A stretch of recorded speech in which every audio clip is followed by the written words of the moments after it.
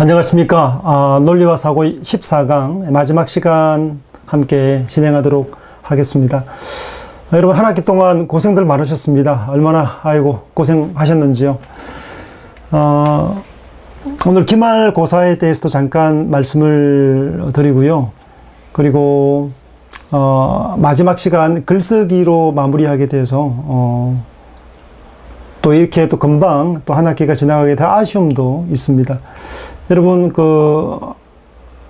캠퍼스에서 친구들과 시간을 보내고 선생님과 함께 바깥에서 대화하는 것들을 누려보지 못한 채 한 학기가 이렇게 지나갔습니다만, 또 어찌합니까? 다음 학기에 또 다른 시간대에 또 만날 기회가 있지 않을까 하는 기대를 가져봅니다.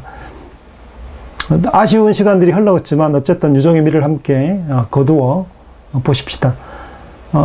우리 지난 시간 토론과 그리고 논쟁술에 대해서 2시간 동안 이야기를 했잖아요.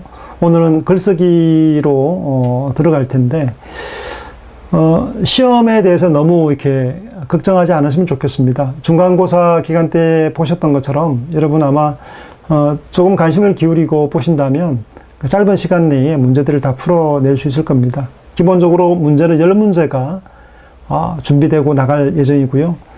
여러분 집에서 보시기 때문에 이 자료들을 다 인쇄하잖아요. 프린터 하시고 보시게 되면 그 자료의 범위를 넘지 않고 또 제가 나눠드린 PPT의 범위를 넘어서지 않기 때문에 또 실제적으로 이번 논리학 수업에서는 형식 논리학의 내용들을 많이 빠져 있기 때문에 그렇게 어렵지 않게 여러분이 풀 수 있는 문제들로 준비될 생각입니다. 할 겁니다. 그래서 1학기, 2학기가 있는데 1학기 시험 본 내용들은 빼고 2학기 범위 내에서만 볼 것이기 때문에 여러분 그 문제에서는 훨씬 더 수월한 방식으로 문제를 풀 수 있을 것입니다.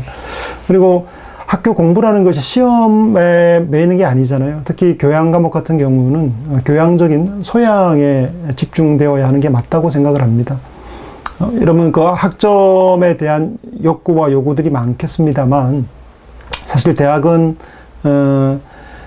좀 기본 소양적인 것들, 교양인으로서야 기본적으로 갖추어야 할 내용들을 학점과 상관없이 내가 즐겁게 취득하고 누리고 또 배워가는 일들이 더 중요하다고 생각을 합니다.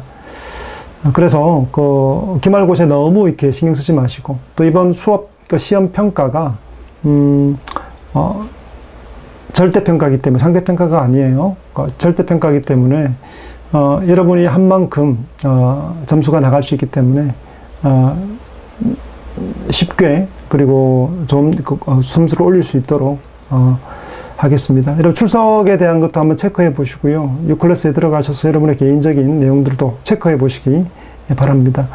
그리고 그 글쓰기는 사실은 그 심급 가장 중요한 부분입니다. 수사학에서도 마찬가지입니다만 말하기와 토론과 함께 글쓰기는 대단히 중요하죠. 토론이 되게 어렵죠. 예를 들면 순간에 불꽃으로 튀는 것이고, 그리고 순간적으로 나가는 것이기 때문에 토론은 말이 주워 담기 힘들고 또 사라지는 것이기 때문에 쉽게 적응하기가 참 어렵죠. 그러나 글쓰기 역시 마찬가지입니다. 그 토론이나 말이라는 것은 사라지고 승발하는 거고 산화되는 거지만 이 글쓰기는 오래 남습니다. 그렇기 때문에 잘 써야 할 필요가 있고 좀 이렇게 정교하게 작성해야 될 필요가 있습니다. 말하기와 토론 그리고 대화만큼이나 중요하게 여겨지는 게 글쓰기라고 생각이 듭니다. 글쓰기는 모든 것의 어떤 집합 그리고 결정체라고 할 수 있겠죠. 자기 의견을 피력하고 글을 써낼 수 있느냐 없느냐가 좌우합니다. 그러니까 어떤 그 사람의 실력을 좌우한다고 말할 수 있겠죠. 칼보다 펜이 강하다 말할 때 제휴적인 표현이잖아요. 칼이라는 것은 모든 권력과 힘들을 상징한다면 펜이라고 말하는 것은 언론을 이야기하는 것이기도 하지만 자기 의사를 표현할 줄 아는 사람입니다. 자기 의사를 표현할 줄 모르는 사람들은 힘 있는 사람이 아니에요.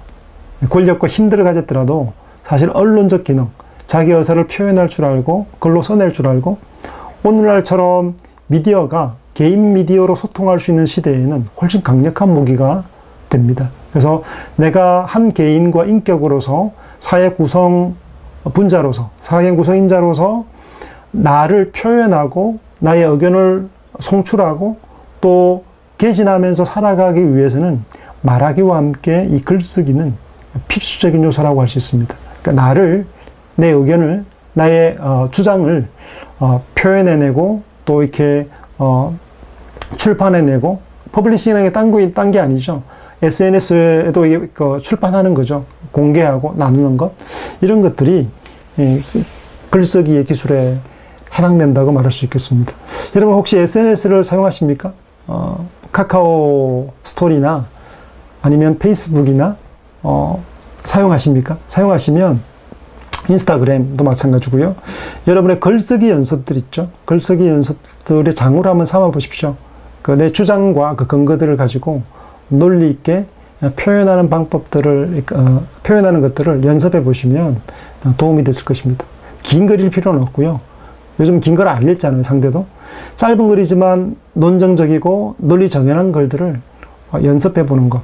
그 글이 늘어나면, 장문의 주장문이 될 수 있고, 논술적인 글이 될 수 있습니다. 좋은 글이 될 수 있는 거죠. 에세이가 될 수 있는 겁니다. 그래서 친숙하게 어렵지 않게 여러분 연습해 보는, 오늘 글쓰기 수업을 하고 난 이후에 여러분 방학 중에든 여러분 어디 가잖아요. 내 생각들을 담아낼 때 이런 표현들을 사용해 보고 연습해 보고 내 것으로 장착해 보는 시간들 가지면 좋을 것 같아요. 단 사진만 띄우지 마시고 사진에다가 자신의 주장들, 느낌들, 표현들, 말하고 싶은 것들을 담아서 논리 정연하게 개진하는 방법들을 익혀가면 좋겠다 라는 생각이 듭니다. 그리고 대학은 그 글쓰기가 사실은 꽃이잖아요. 그 열매라고도 말할 수 있습니다. 여러분이 대학을 졸업하고 나서 내 의견을 표현할 줄 알고 또 써낼 줄 아는 능력들을 배양하는 거죠. 사실은 대학에 입장하려면 예전에는 글쓰기가 되어야 했습니다. 문법 단계에서 우리 조선시대로 한번 돌아가 봐요. 서당, 초학기죠. 문법 단계죠. 처음에 천자문부터 떼잖아요. 반복해서 수천 번, 수만 번 읽잖아요. 그리고 사서삼경 공부하고 공자, 맹자, 이 향교에 가면 지역 학교에서 공부를 하게 되고, 그리고 이제 대학에 가려면 성균관으로 가야 됐죠. 거기 성균관에 입학하려면 뭐 해야 됩니까? 자기 표현을 잘 할 수 있어야 돼. 글을 써야 되죠. 시험이 그렇습니다. 자기 의사 표현하는 거죠. 그리고 공무원으로 또 국가의 어떤 인재 선출에 나가기 위해서는 뭐 해야 되냐면 과거 시험을 치러야 됐죠. 대과라고 이게 속과도 있고 대과도 있었는데, 대과에 나가게 되면 어떤 문구가 주어지면 그 문구에 대한 주제에 대해서 글을 쓰는 겁니다. 자기의 의사와 견해와 그리고 방책들을 쓰는 거죠. 예를 들면 코로나19 시대에 어떻게 해야 될까요? 우리 국가의 정책은 어떻게 해야 마땅할까요? 라고 시제가 나오면 그 시제에 대해서 표현하는 거죠. 그 당시에는 시적인 것이든 아니면 방책에 대한 것이든 주어진 논제에 따라서 기술을 하고 그것이 때따라 장원급제가 되고 또 등용이 되어서 공무의 길로 나갔죠. 그게 대단히 중요한 겁니다. 집약된 거죠. 이전에 공부해왔던 문법적인 내용들과 논리적인 것이 벼루어져서 결국 뭐로 표현되었습니까? 수사적인 것으로. 말과 그리고 글로 옮겨지고 표현되는 것을 통해서 그 사람의 실력이 인정되었죠. 여러분 만약 대학을 졸업하시고 난 이후에도 논정적으로 말하는 방법이라든가 그리고 글 쓰는 기술이 없다, 안 되었다 그러면 공부한 것이 안 된 것이라고 말할 수도 있어요. 글 쓰는 것은 기본적으로 반드시 체득해야 될 대학으로 입장하기 위한 이 전부터 준비되어 왔던 중세에는 그랬는데요. 반드시 필요한 자기 의견을 개진해야만 할 수 있어야만 표현할 수 있어야만 서로 배울 수 있는 거죠. 논문들이 서로 나누어지고 할 때 토론되는 것들도 다 사실은 서로에 대한 비평, 비판, 그리고 수용, 글로서의 토론들이 이어지죠. 글쓰기를 통해서 이어지는 것이라고 할 수 있겠습니다. 오늘은 마지막 시간으로 논리적 글쓰기로 함께 들어가고자 합니다. 설득의 방법이죠. 말과 글. 우리가 앞선 2시간 동안에는 토론, 그리고 논쟁에 대한 얘기를 나눴습니다. 상대에게 지지 않고, 사실 우리가 지고 살 때가 많잖아요. 수고가 많죠. 그러나 생명과 관련되면 어떻게 할까요? 우리 쳐서는 안 되겠죠. 이권과 국가의 구분이 걸린 것, 이런 것들에 있어서 외교관들이 이런 논쟁수를 알지 못하면 어떻게 되겠습니까? 비참해지겠죠. 논쟁적이고 논쟁수를 알고 상대 의견들을 가져와서 대안들을 마련하고 잘 정돈하고 준비해서 이겨야 되죠. 상대를 설득해야 되죠. 지지 않아야 되겠죠. 그런 의미에서 설득하는 방법에서 말이 대단히 중요하고, 문서, 글로 쓰는 것 있죠. 설득하는 것들, 편지, 글, 문서 되게 중요합니다. 타인에게 자신의 관점과 주장을 확신시키는 논쟁은 매우 중요한 삶의 기술이에요. 먹고 사는 기술이라고 할 수 있어요. 앞으로 AI 시대가 도래해도 마찬가지입니다. 서비스업이라고 그러죠. 그리고 또 인문학적인 내용들은 바뀌지 않습니다. 사람 간의 사회성의 문제는 AI와 사람이 교감한다 해도 한계가 있겠죠. 그것이 감성과 그리고 에토적인 것과 파토스인 것이 함께 수용되긴 힘들겠죠. 설득의 기술이 없다면 삶의 거의 모든 영역에서 불리함을 겪고 살 수밖에 없습니다. 대화법을 알지 못하면, 커뮤니케이션의 이론을 알지 못하면, 그리고 글쓰기를 하지 못하면, 표현하지 못하면 불리함을 겪고 살 수밖에 없습니다. 고대에는요, 글 쓰는 것들을 반대했습니다. 우리나라 같은 나라가 드물죠. 세종 임금이 모든 사람들에게 글을 사용할 수 있도록 하게 한글을 창제했잖아요. 근데 러시아만 해도 19세기 말까지요.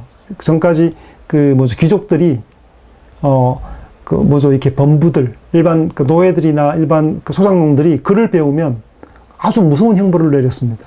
이 글을 안다는 것은, 글을 쓸 줄 안다는 것은 무엇을 의미하면 권력을 지는 것과 같다고 보았거든요. 그래서 철저하게 제한했죠. 고대의 조선시대 때만 해도 한자를 그렇게 고집해냈던 이유가 뭐였습니까?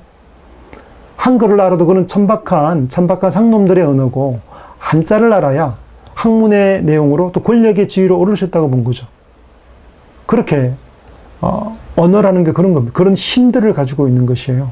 글을 가지고 논리적으로 설명하고 표현하고 설득할 수 있고 쟁점을 가지고 토론할 수 있는 능력과 힘을 가진다는 의미이기 때문에 그렇게 언어를 제한시키고 못 배우게 만드는 거예요. 마르틴 루터라는 종교개혁자가 독일어로 성경을 번역합니다. 왜 그랬냐면 그 이전에 권력들이 사제들에게 집중되었는데 왜 그렇게 될 수밖에 없었냐면 성경이라는 것이 이 라틴어로 기록되어 있고 그것을 읽을 수 있는 사람들은 제한되어 있었습니다. 그러니까 읽을 줄 아는 사람들이 교회의 권력을 다 차지한 거죠. 오늘날이라고 다를까요? 학문적 범주에 들어가면 고대어, 그리고 영어, 그리고 전문어 있죠. 언어들을 가진 사람들이 권력을 쥘 확률이 높죠. 그리고 의사 표현을 할 줄 알고 그걸 표현할 줄 아는 사람들이 힘을 가질 확률이 높습니다. 글쓰기는, 이 설득의 기술은 삶의 거의 모든 영역에서 불리함을 불리함으로 빠지느냐, 유리함으로 가져오느냐의 문제라고 말할 수 있겠어요. 취업 준비, 위원회나 집단의 회의에서 제안과 주장, 중요한 사항을 결정하는 것, 직장 회의, 이직, 정치 후보자 선택, 결혼 배우자 결정, 부모, 배우자, 자녀, 이웃, 상사, 교사, 학생과 고객과의 논쟁과 주장의 일치를 위한 수단으로 논쟁은 반드시 필요합니다. 논쟁은 주로 말로 대부분 이루어지지만 말과 더불어 글 역시 매우 중요한 부분을 차지하고 있습니다. 글쓰기는 삶의 필살기, 살아감에 있어서 되게 중요한 기술이라고, 삶의 기술이라고 말할 수 있을 겁니다. 논쟁의 특징이 있죠. 논쟁은 다른 사람의 생각이나 행동에 영향을 주기 위해서 사용하는 기술이 바로 논쟁입니다. 내가 가진 생각을 상대가 받아들일 수 있도록, 또 상대가 행동함에 있어서 내가 원하는 방식으로 행해할 수 있도록 사용하는 기술, 설득하는 기술이라고 할 수 있겠죠. 논쟁은 작가의 입장, 그리고 신념이나 결론이 타당하다는 것을 입증하는 추론적이고 논리적인 방식입니다. 달리 말해서 사람들의 신념과 입장을 바꾸도록 설득하는 작업이라는 거죠. 논쟁은 사실적 증거에 근거해서 주장하는 방식으로 주장과 근거를 제시하고 입장을 확립하기 위해 문장이나 아이디어를 비교합니다. 또한 반대 의견을 고려해서 이를 중립화하거나 폐기하는 논리 기반의 방식이라고 말할 수 있겠습니다. 논정과 설득의 차이는 뭐가 있을까요? 논정과 설득의 차이. 논정은 사실적 증거에 근거한 주장이라면 설득은 의견의 주장에 근거한 주장이라고 할 수 있겠습니다. 논정이 반대 견해를 고려하고 중립화나 폐기로 끌고 간다면 설득은 반대 의견을 고려하지 않고 이야기하는 거죠. 그리고 논정은 주장과 증거로 독자를 확신케 하는 것이라면 설득은 독자에게 호소하여 설득하는 것이라고 할 수 있겠습니다. 논정이 논리 기반이라면 설득은 감정 기반이라 할 수 있겠죠. 그러나 설득은 총체적인 것으로 논리를 포함한다고 보아야 사실 옳습니다. 이건 이론가들이 그렇게 주장합니다만 실제는 설득이라는 것도 논리적이어야 하죠. 논리적이지 않으면 아리스토텔레스의 표현을 빌자면 논리적인 것이 포함되어야 훨씬 더 강력해지죠. 그 감정적인 기반, 그러니까 파토스적인 것과 더불어서 에토스적인 것, 그리고 로고스적인 것이 함께 가져야 훨씬 더 설득할 수 있겠죠. 설득의 심리학 같은 책이 한번 광풍이 불었죠. 또 설득의 논리학이라는 책도 있고요. 그리고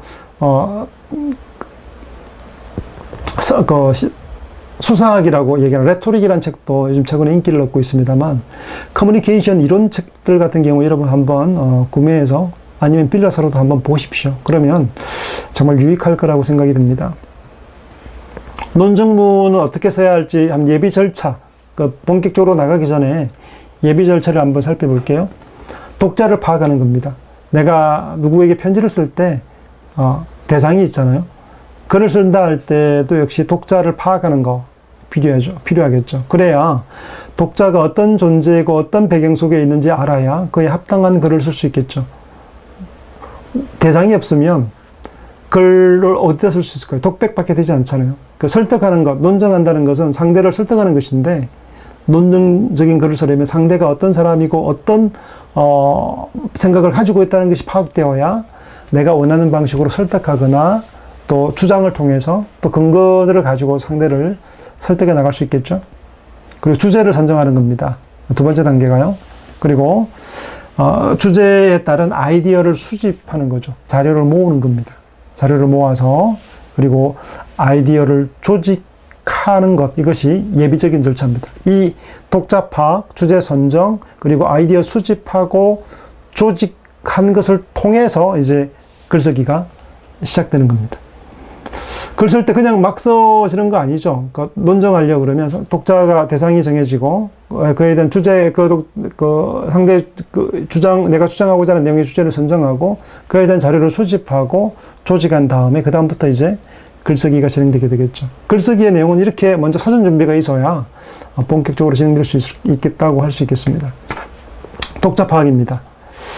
누구를 대상으로 하는 논정인지 우선 파악해야 합니다. 논정을 읽어낼 독자가 논정의 중심이 되어야 하겠죠. 독자의 수준과 관심사, 독자가 어떤 사람이 어린아이들이면 그 수준을 감안해야 되겠죠. 어른들이 통상적으로 사용하는 전문 용어를 사용하면 어린이들을 설득할 수 없을 겁니다. 그리고 어떤 전문가들이라면 그 전문가들에 맞는 준비를 해야겠죠. 그들의 관심사가 무엇인지도 파악해야 합니다. 그리고 그들의 가치와 생활 방식들을 파악해야 그것을 피해서 설득할 수 있는 방식으로 기록할 수 있겠죠. 주장에 따른 독자의 반응을 예상하는 것은 강한 논정의 재료가 됩니다. 그 대상이 파악되면 그 대상들이 어떻게 반응할 것이라는 것을 예상해서 예상하고 그에 대한 대비를 하고 준비를 하면 훨씬 더 강한 설득력 있는 준비가 될 수 있겠죠. 주제와 독자의 지식에 근거해서 독자들의 주장과 반응에 대비하는 것. 그 사람들이 내 글을 보면서 이렇게 반응할 것을 알고서 준비를 하게 되면 훨씬 더 잘 준비된 글을 쓸 수 있을 겁니다.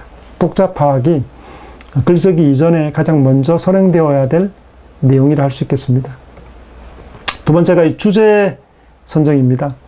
독자에게 전달할 내용이 무언가, 내가 뭘 쓰고자 하는가 라는 거죠. 주제 파악이, 주제 선정이 먼저 되어야 합니다.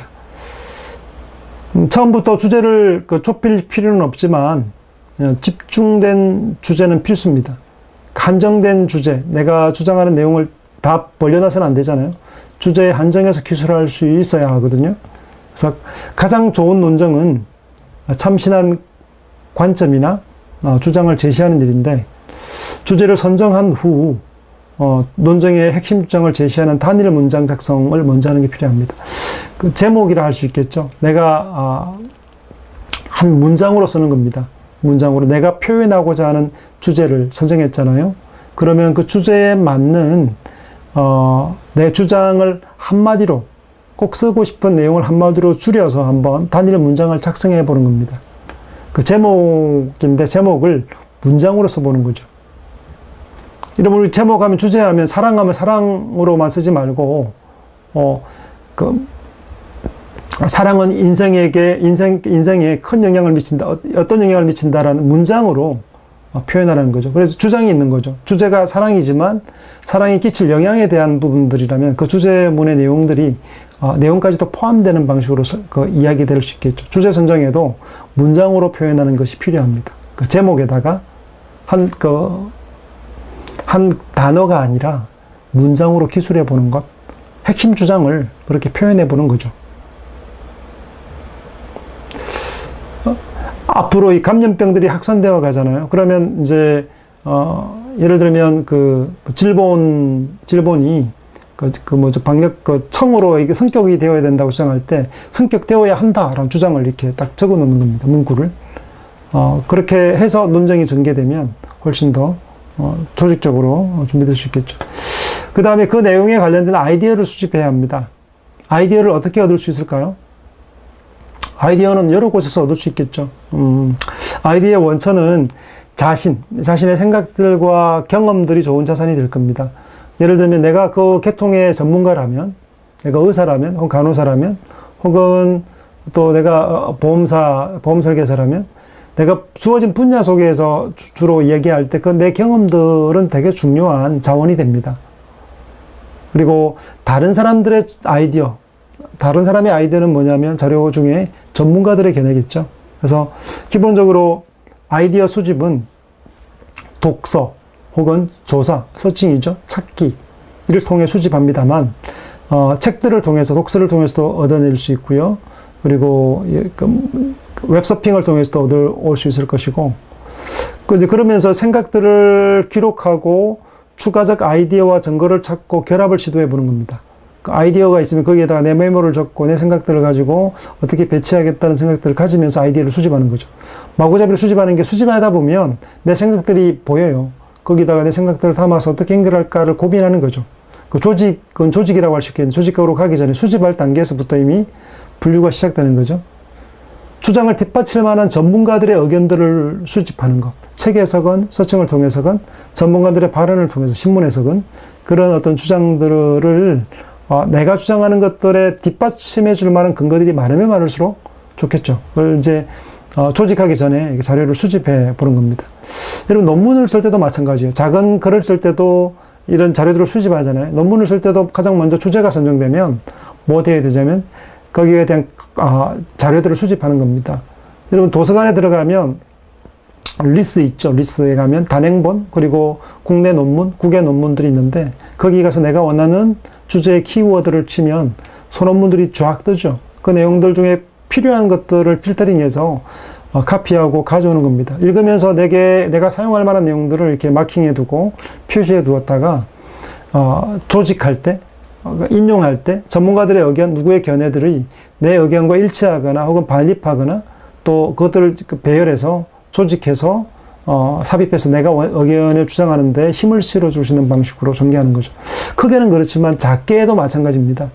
논쟁을 하고 토론을 하고 대화를 하고 글을 쓰려면 자료 수집이 필요한 거죠.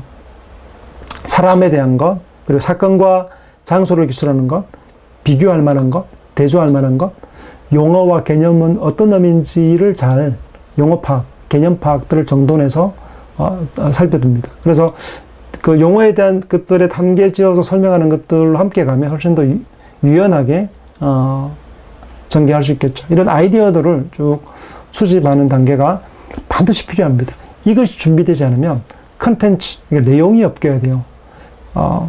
글을 볼 때 내용이 있어야 되거든요. 여러분, 내용 컨텐츠가, 내용이 그 글을 좌우합니다. 그래서 이 수집 단계가 되게 중요한 거죠. 그래서 이 수집에 부지런한 친구들은 좋은 글들을 쓸 수밖에 없는데, 혹은 표현이 조금은 부족하고 약해도 이 아이디어를 수집한 것을 잘 배치하고 제일 조직만 해 놓아도, 그것을 잘 반영만 해 두어도 읽을 만한 거리가 되죠.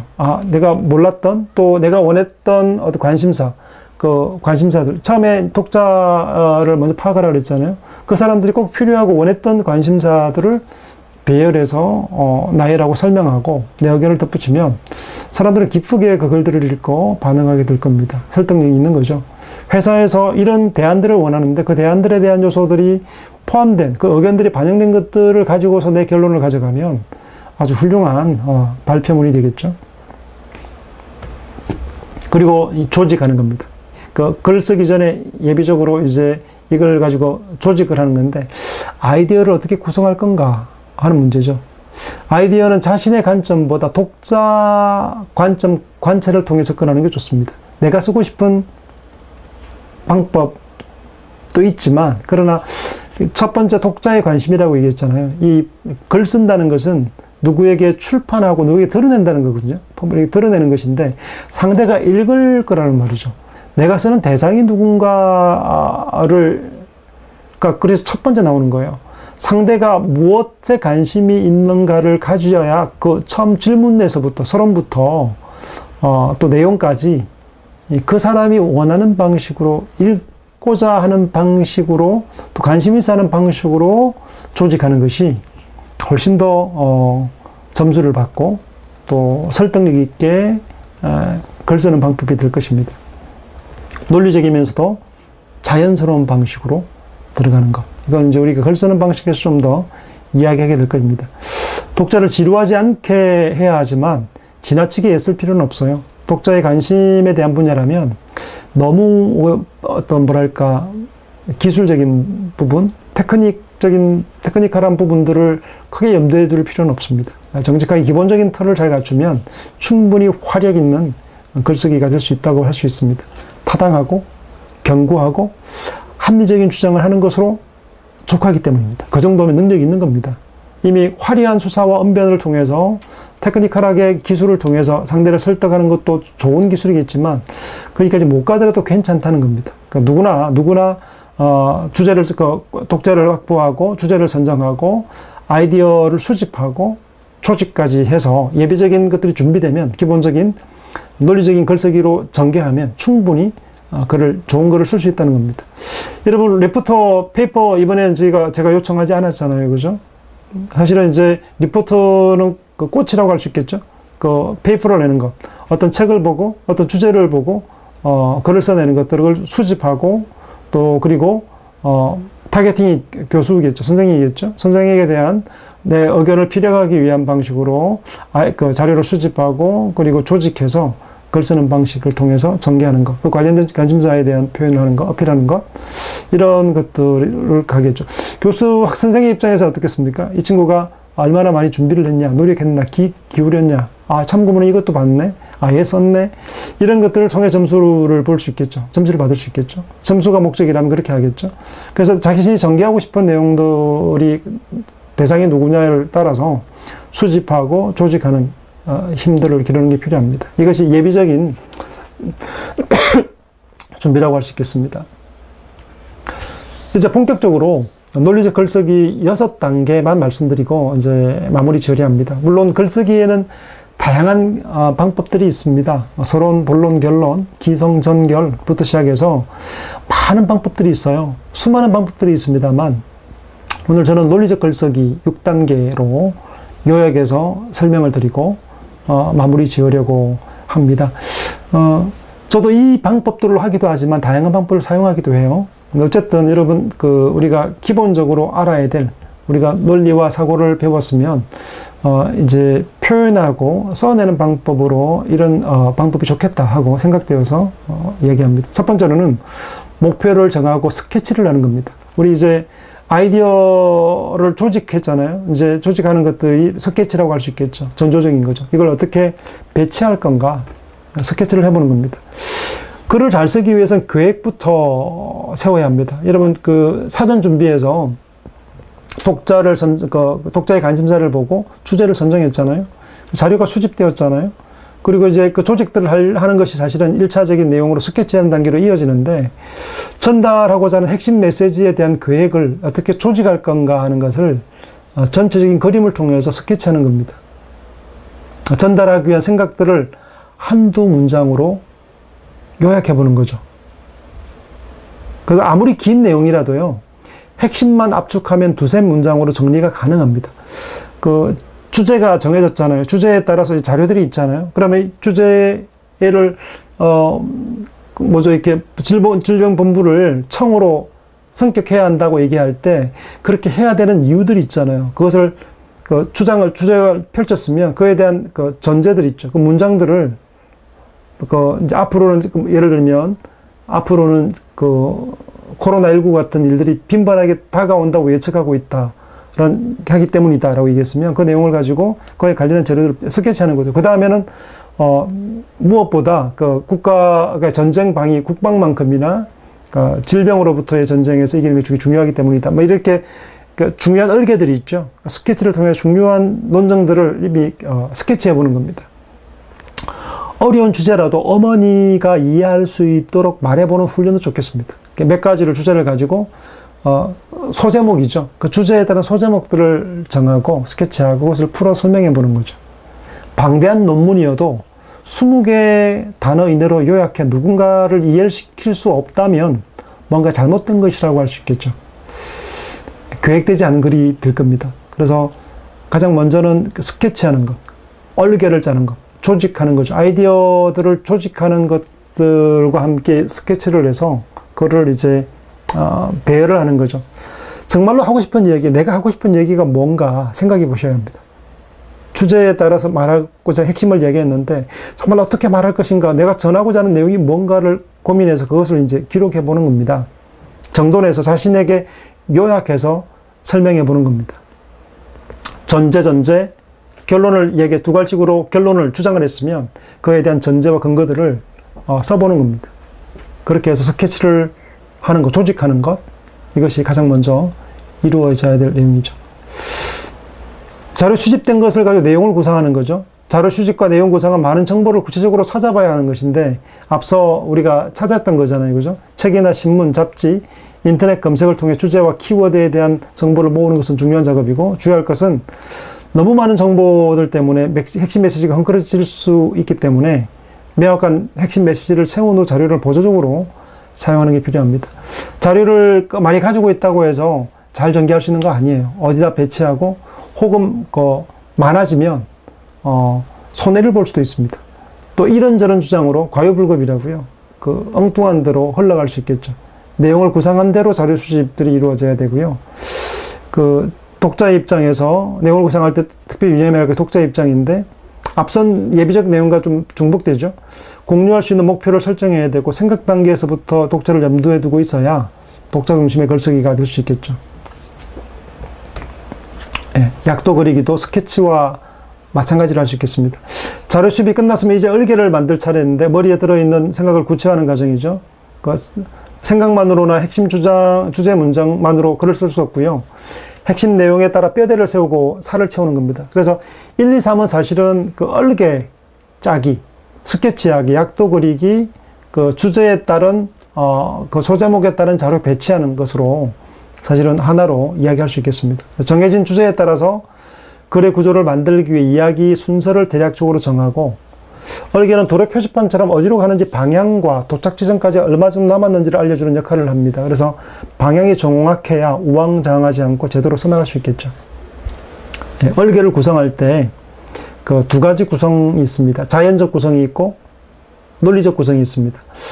그 자연적 구성이라는 것은 시간적이고 공간적인 구성이거든요. 그리고 논리적 구성은 두갈식, 미갈식, 양갈식, 중갈식 이렇게 나눠지는데 시간적 구성은 보통 여행기 같은 경우 그렇게 쓰잖아요.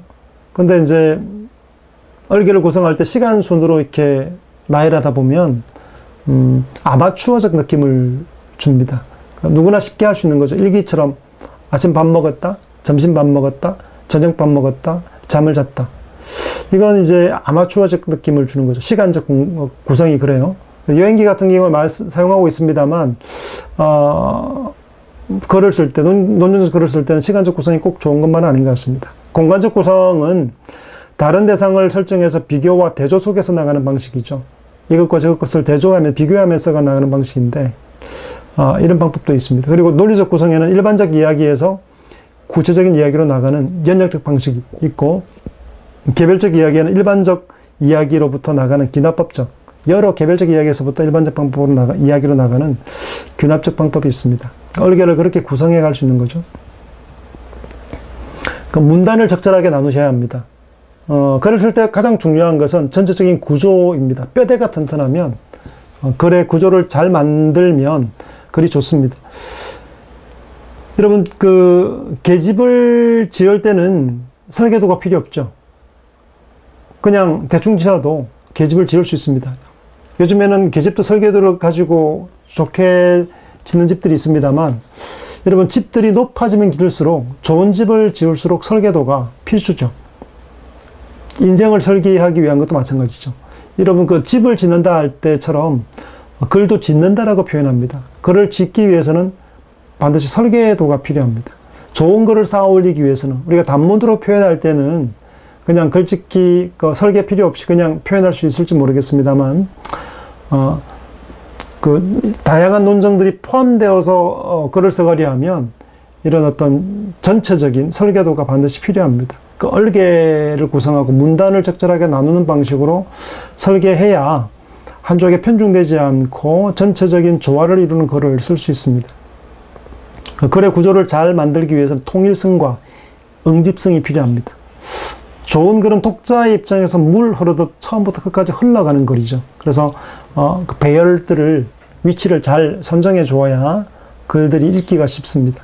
한 곳에서 깊이 들어가 버리면 반복되고 중복되고 이렇게 중구난방으로 되면 글을 읽다가 맥혀요. 음식을 먹다가 맥히는 것처럼 그런 느낌이 듭니다. 문단 나누기만 잘해도 구성이 대단히 매끄러워집니다. 문단을 나누는 방법은 새로운 생각이나 논점을 전개할 때마다 나누는 것이 원칙인데요.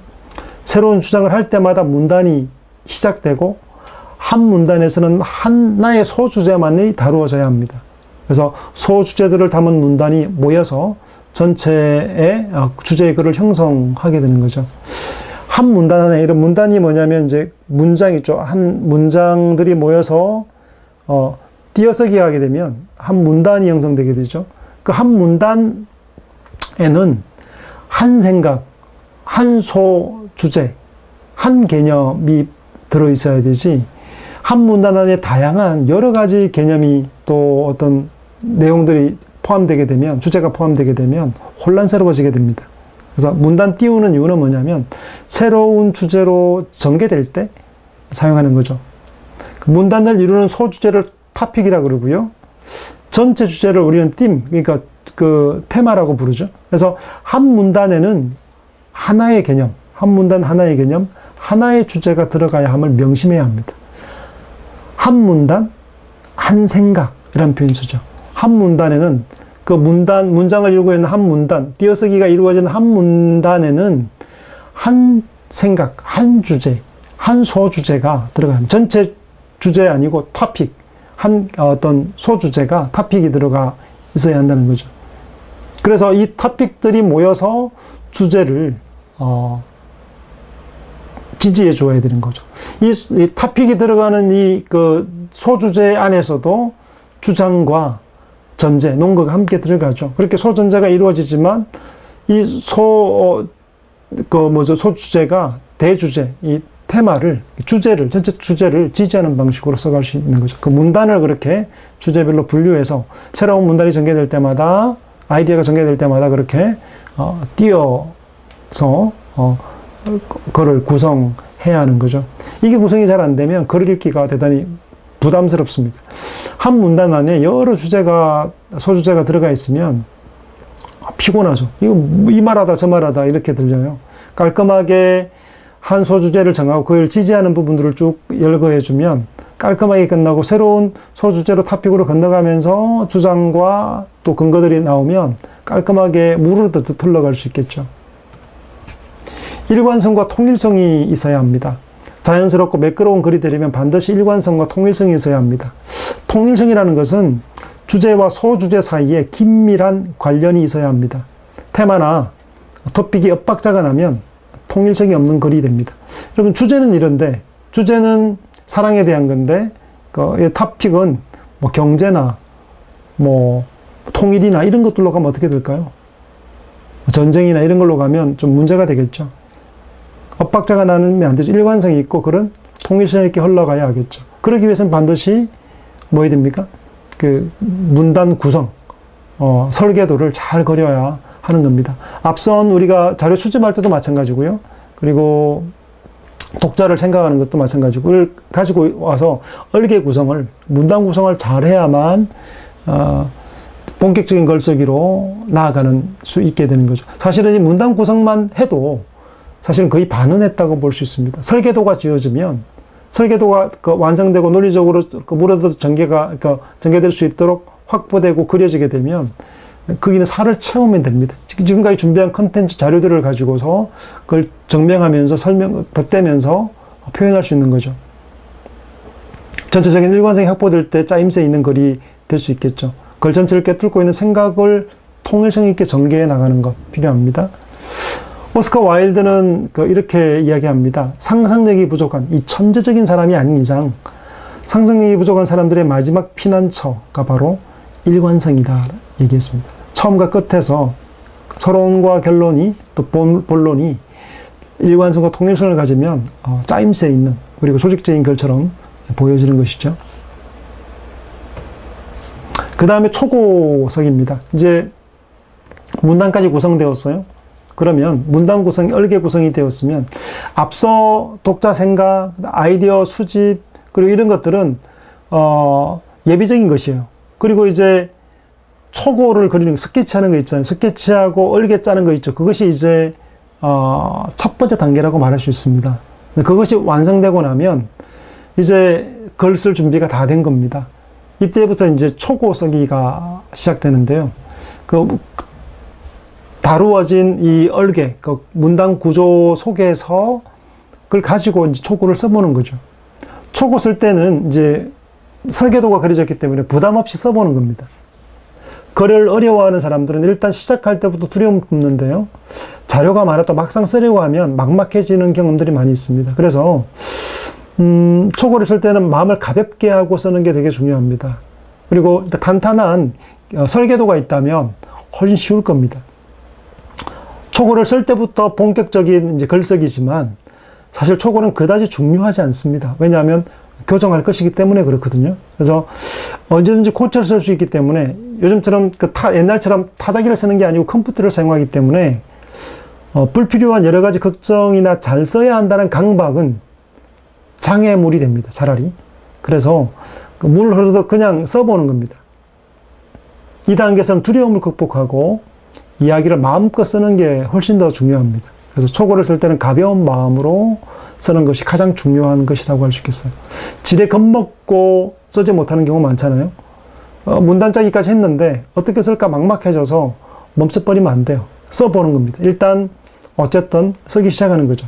그렇게 초고 쓰기가 두려움을 극복하는 마음으로, 편안한 마음으로, 잘 쓰겠다는 마음을 버리고 일단 써보는 겁니다. 그리고 이게 영혼을 담아 써야 하는데요. 노래를 들을 때 영혼을 담아, 마음을 담아 진지하게 부르는 노래에 더 매력이 있죠. 글 쓸 때도, 글도 사람 인격이 담겨요. 글은 재밌게도 개성이 드러납니다. 글은 그 사람을 보여주기 마련이에요. 설사 박자가 틀릴지라도 이 마음을 울리면 감동을 주는 훌륭한 노래가 되잖아요. 글쓰기 역시 마찬가지인데요. 문법과 맞춤법에 얽매이지 말고요. 그냥 영혼이, 마음이 담긴, 자신의 마음들이 표현되는 이런 감정이 실리잖아요. 내 마음이 실리는 내용들을 이렇게 써보는 겁니다. 핵심 메시지를 무조건 주장만 한다고 설득되는 건 아니거든요. 말하고자 하는 주장을 보여준다는, 내가 말하고자 하는 마음을 보여준다는 느낌으로, 그렇게 그려본다는 느낌으로 글을 써보는 거죠. 마음을 담아야 독자에게 공감을 주는 흡입력 있는 글이 되기 때문이죠. 그 글을 보면 그 사람이 읽혀져요. 그래서 마음을 담는 것, 내 생각을, 마음을 담아서 표현하는 게 중요합니다. 그렇게 쓰다 보면 문법이 틀릴 수도 있지만 어쨌든 마음이 전달되면 되겠죠. 솔직하게 쓰는 거 되게 필요합니다. 솔직하지 않으면 글에 힘이 없어요. 생명이 있는 글은 솔직함에서부터 우러나오기 때문입니다. 하지만 솔직함만으로 꼭 좋은 글이 되는 건 아니에요.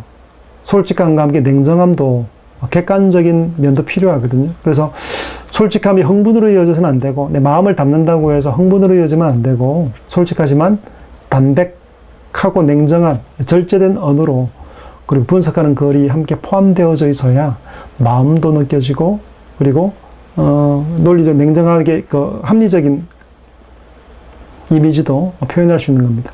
솔직함과 냉정함, 뜨거움과 차가움이 조화될 때 담백하고 좋은 글이 되겠죠. 어쨌든 이런 것들은 그냥 이렇다고 생각을 하시고요. 글을 일단 초구를 쓸 때는 그냥 써보는 겁니다. 마음이 흘러가는 대로, 그리고 고칠 수 있으니까 일단 써보는 거죠. 그게 훨씬 중요합니다.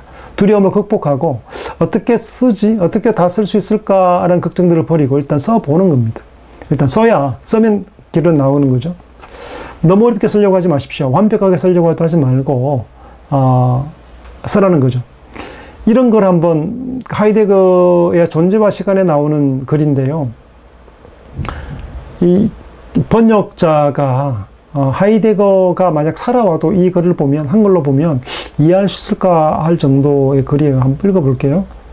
그 존재에 있어서 본질적으로 도래적이며 따라서 자신의 죽음에 대해 자유롭게 그것에 부딪혀 부서지면서 자신의 기설적 현해로 스스로 대전질 수 있는 존재만이, 즉 도래적인 것으로서의 든권원적으로 기재적인 존재만이 상속받을 가능성을 스스로에게 넘겨주면서 자신의 고유한 피투성을 넘겨받고 자기 시대에 대해 순간적일 수 있다. 한 문장이죠. 쉼표가 포함된 한 문장입니다. 번역이 이렇게 되면 이해할 수 있겠어요? 이렇게 쓰면 욕먹어요. 생소한 단어를 쓰면 전문성은 돋보일 것이라고 착각하지 말고요.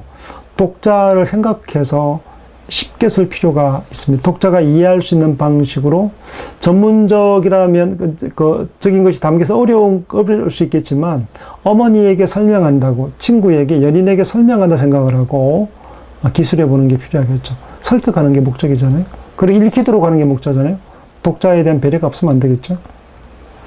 구체적으로 써야 합니다. 좋은 글은 구체적인 글입니다. 읽거나 마나하는 글이 있는데 구체적인 글이 아니라 애매하거나 두리뭉실한 글이 되면 구체적인 글들이 포함되어 있지 않으면 주제 파악이 제대로 되지 못했다는 뜻이 됩니다. 주제에 대한 피상적인 이해를 가지면 글이 희물거려집니다. 글이 힘이 없어요. 또렷해야 됩니다. 솔직할 뿐 아니라 구체적으로 딱딱 적시하는 글이 되어야 이해될 수 있습니다. 단어 선택도 적절해야 되는데요. 글을 쓸 때의 단어는 그 사람의 수준과 내공을 드러냅니다. 그 사람의 글의 능력과 힘들은 의에서 나옵니다. 단어 선택. 무조건 어렵고 현학적인 글이나 단어를 쓰라는 말이 아니고요. 적절한 단어로 표현하라는 겁니다. 잘 쓰려는 표현보다는 단아한 표현, 그리고 쉬운 표현을 따라서 쓰는 것이 훨씬 더 힘이 있습니다. 그리고 이제 첫머리와 끝머리를 다듬깁니다. 여러분, 읽고 싶은 걸, 살아있는 글을 쓰기 위해서 첫머리와 끝머리를 강조하는 것이 좋습니다. 그러니까 문단을 썼단 말이에요. 썼으면 이제 도입부와 결론인데, 주장에 대한 결론과 서론을 쓴다는 것인데, 글의 시작이 밋밋하면 끄는 힘이 없죠. 여러분 책 볼 때 첫 문장에서 끌잖아요. 끄는 힘이 있으면 어떻게 됩니까? 끌려 들어갑니다. 계속 보게 되는 거죠. 근데 끄는 힘이 없잖아요. 끌림이 없어요. 독자에 대한 배려가 없어서 끌림이 없어요. 그러면 덮어버리죠. 그리고 마무리가 어떻게 해야 됩니까? 흐지부지하면 독자에게 깊은 인상과 여운을 남기지 못하죠. 첫 문장이 유혹하는 글이라면, 유혹하는 문장으로 시작해야 된다면, 결론 문장은 임팩트 있는 강렬한 인상을 남기는 문장으로 쓰는 것이 좋을 겁니다. 그래서 호기심을 자극해서 유혹하는 거죠. 유혹해서 다음을 더 읽고 싶게 만들도록 고민하는 거죠. 그리고 마지막은 강렬하게 해서 여운을 남기도록 하는 것이 좋은 글의 모습이라 할 수 있겠습니다. 보통 첫 문장에서 결판 나잖아요. 첫머리가 독자로 하여금 계속 글을 읽을 것인지 말 것인지를 결정하게 합니다. 첫 문장에서 독자를 사로잡지 못하면 끝까지 읽지 않을 확률이 높습니다. 구태의연하고 추상적인 말로 가득한 글을 누가 읽고 싶겠습니까? 글의 첫머리를 인상적으로 만드는 방식을 살펴보면 인상적인 인용 구석이 혹은 질문 형식, 놀랄만한 통계 자료 제시, 재미있는 에피소드 등을 이용하는 겁니다. 에피소드나 인용구일 경우에는 전체적인 글의 핵심 메시지와 반드시 연결되는 것으로 사용해서 끄는 거죠. 통계를 탁탁탁 내밀면 관심을 가지게 되죠. 혹은 아니면 그 질문 형식으로 물으면 끌리는 질문이 들어올 경우에 궁금하잖아요. 그러면 끌려 들어가게 되는 거죠. 결론은 강렬하게. 결론에서는 강한 인상을 줘야 합니다. 아무리 잘 쓴 글도 마무리가 두리뭉실하거나 상투적으로 결론 지어지면 글에 힘이 빠져버리게 됩니다. 정갈하게 떠올린 냉수에 파리가 빠지는 격인데 결론은 전체 글이 성공하느냐 아니냐를 결정하는 거죠. 여운이 남는 걸. 그리고 임팩트 있게 딱 때려서 설득되는 걸. 그런 글이 되도록 하는 게 목적인 거죠. 마지막입니다. 매끈하게 다듬어야 합니다. 좋은 글은 퇴고로 완성됩니다. 군더더기를 떼어내고 매끈하게 다듬어야 좋은 글이 되겠죠. 교정하고 또 교정하고 다시 한번 교정해야 합니다. 최종적으로 글을 얼마나 잘 잘라내느냐가 글의 질이 결정된다고 말할 수 있어요. 예전에 논문을 쓸 때요, 석사 논문 쓸 때 그랬습니다. 100페이지를 써갔더니 그 교수님이 던지시면서 다시 써오라고, 줄여서 써오라고 말씀하시더라고요. 그 다음 갔더니 줄였던 걸 늘려 쓰시라고 그러더라고요. 그 다음 다시 줄이라고 말씀하시더라고요. 이런 반복적인 훈련이 있었는데요. 그런 과정들 속에서 줄이고 또 포함하고 또 줄이고 줄임을 통해 떼어내는 걸 통해서 자기가 쓴 글이 떼어져 나가는 거 대단히 힘들거든요. 근데 이런 수정되는 작업들을 통해서 글이 깔끔하게 완성되어지게 됩니다. 스티븐 킹은 이렇게 얘기합니다. 수정본은 초고의 마이너스 10%가 원칙이다. 초고가 있으면 그 초고에서 10%의 살을 떼어내는 게 이제 원칙이다 얘기하는 거죠. 초고선 분량에서 10% 정도로 가감하게 드러내야 완성된 글이 나온다는 거죠. 비즈니스적인 글, 이런 상업적인 글 같은 경우에는 20-30%, 한 30%는 드러내야, 반까지는 안 가도록 드러내야 아주 이렇게 깔끔하고 명확한 걸로 줄어들 수 있다고 보는 거죠. 그래야 간결한 핵심을 전달하죠. 비즈니스는 이렇게 서로 이렇게 솔직하고 아주 명확해야 되잖아요. 그렇기 위해서는 쓴 글에서 한 30%는 드러내야 간결한 글이 된다는 거죠. 좋은 글의 기본은 간결한 문장입니다. 되도록 짧게 단문으로 이야기를 풀어 나가야 합니다. 불필요한 건 빼십시오. 쓸데없는 군더더기 단어들을 빼서 힘 있는 문장을 만들어야 합니다. 짧은 글이 힘 있어요. 말을 할 때도 마찬가지죠. 짧은 말이 건방져 보이긴 합니다만 임팩트가 있어요. 글을 써나가는 과정에서 같은 문장을 반복하는 것이 있나 살펴보고 같은 문구나 반복하는 것들은 빼십시오. 그런 서툰 글 쓰기가 되거든요. 혹은 반복해서 강조하더라도 똑같은 표현보다는 다른 어휘와 다양한 방식으로 전개해야 프로의 느낌을 가질 수 있습니다. 프로는 다른 어떤 방식으로 강조를 반복하는 거죠. 초고를 완성한 직후에 바로 고쳐 쓰기보다는 시간을 두고 고쳐야 합니다. 마음을 비운 다음에 원고를 대하는 것이 객관적으로 원고를 보는 방식이 되겠죠. 밤에 열정적으로 썼잖아요. 그러면 날이 새고 해가 뜨고 난 다음에 밝을 때 한번 비춰보면 다시 읽어보면 군더더기나 밤의 감상적인 내용들을 드러낼 게 있을 겁니다. 드러내야 되죠. 또 어색했던 것들은 밝은 빛 안에서 다시 수술해야 되는 거죠. 그렇게 퇴고 작업, 또 간결하게 줄이는 작업들이 있어야 글이 간결하게 나오는 거죠. 초고에서부터 이런 과정을 거치면서 흔들어서 떼어내면서 글은 완성되어 가는 거죠. 교정 방법이 있습니다. 교정을 볼 때는 천천히 집중해서 글을 살펴야 되고요. 되도록 거리를 유지하고 제3자의 눈으로 읽으려고 노력해야 합니다. 내 새끼처럼 애착 가는 글이지만 내가 썼기 때문에요. 타인의 눈으로 냉정하게 바라보는 거죠. 컴퓨터 화면에서 볼 때 하고요. 그리고 프린트해 볼 때가 차이가 있습니다. 인쇄된 용지에서 보게 되면 군더더기나 또 이상한 어색한 것들이 보일 수 있어요. 그것들을 체크해서 제거해야 됩니다. 리듬을 살펴보셔야 돼요. 소리내어 읽으면서 리듬 따라 자연스럽게 흘러가는 건지, 읽다 보면 탁탁 맥히는 글인지 살펴보면 알죠. 읽어보면 문장이 그냥 쭉 흘러가는 길이 있고, 흘러가지 않고 탁탁 막히잖아요. 그러면 그 문장을 고쳐 주어야 하죠. 지루함을 줄 수 있는 부분은 변화와 조화를 적절하게 넣어 주어서 그런 마지막 교정의 1%를 통해서, 마지막의 태고를 통해서 완성된다 할 수 있겠습니다. 이런 과정들이 있다는 정도를 알아두면 좋을 것 같고요. 여러분, 글쓰기 방법은 교양 강좌에도 있고 다양하게 있겠습니다만, 기본적으로는 이렇게 구성된다. 논증적 글, 어떤 짧은 문장, 글을 쓰더라도, 한 장의 페이퍼를, A4 한 장을 쓰더라도, 이런 태고의 과정까지, 초급부터 태고까지의 과정을 자료로 수집하는 과정을 통해서 전개하는 것들이 필요하다. 그래야 좋은 글이 된다라고 말씀드릴 수 있겠습니다. 여러분, 한 학기 동안 수고하셨습니다. 우리 다음 또 차제에 기회 있을 때, 다음번에는 오프라인에서 볼 수 있기를, 대면에서 볼 수 있기를 기대해 봅니다. 여러분, 한 학기간 수고 많으셨습니다. 감사합니다. 건강하세요.